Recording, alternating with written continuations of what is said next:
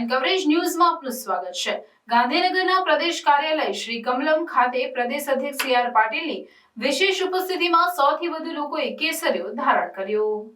લોકસભાની ચૂંટણી પહેલા રાજકીય ચહલપહલ જોવા મળી રહી છે। અવારનવાર ભાજપમાં ભરતી મેળા જોવા મળી રહ્યા છે, ત્યારે કમલમમાં ગુજરાત ભાજપ પ્રદેશ અધ્યક્ષ સી આર પાટીલની હાજરીમાં ધાનેરાના પૂર્વ ધારાસભ્ય જોઈતા પટેલ, હાસ્ય કલાકાર હકાભા ગઢવી સહિત 100 થી વધુ લોકોએ કેસરીઓ ધારણ કર્યો છે। કોંગ્રેસના અનેક આગેવાનોએ કમલમ ખાતે કેસરીઓ ધારણ કર્યો। ઠાકોર સમાજના આગેવાન લેબજી ઠાકોર સહિત આગેવાનો ભાજપમાં જોડાયા છે।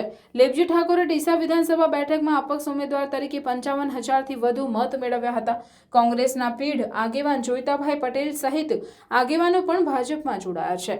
જોઈતાભાઈ પટેલ ધારાસભ્ય તેમજ 2019 લોકસભામાં બનાસકાંઠા બેઠક પરથી કોંગ્રેસના ઉમેદવાર હતા। જોઈતાભાઈ પટેલ સાથે ઈશ્વર દેસાઈ સહિત કોંગ્રેસના આગેવાનો ભાજપમાં જોડાયા છે। બનાસકાંઠા બેઠક પર એક સાથે પીઢ આગેવાનો ભાજપમાં જોડાતા કોંગ્રેસની મુશ્કેલી વધી છે। કમલમમાં આજે પૂર્વ ધારાસભ્યો, ફિલ્મ જગતના કલાકારો અને વિવિધ આગેવાનોએ ભાજપમાં જોડાઈ કેસરીઓ ધારણ કર્યો છે। ડીસા અપક્ષના ઉમેદવાર, ધાનેરા તાલુકા ખરીદ વેચાણ સંઘના ચેરમેન સહિતના આગેવાનો ભાજપમાં જોડાયા છે। કરણી સેનાના પૂર્વ રાષ્ટ્રીય પ્રચારક સન્ની શાહ, સચિન પંડ્યા સહિતના લોકો ભાજપમાં જોડાયા છે। માજી સૈનિક સંગઠનના 5 આગેવાન પણ ભાજપમાં જોડાયા છે। સી આર પાટીલના હસ્તે તમામ લોકોએ ભાજપનો ખેસ અને ટોપી ધારણ કરી હતી। अन्य खबरों के लिए चैनल को सब्सक्राइब कीजिए। खबरों का नोटिफिकेशन पाने के लिए बेल आइकॉन को जरूर दबाएं।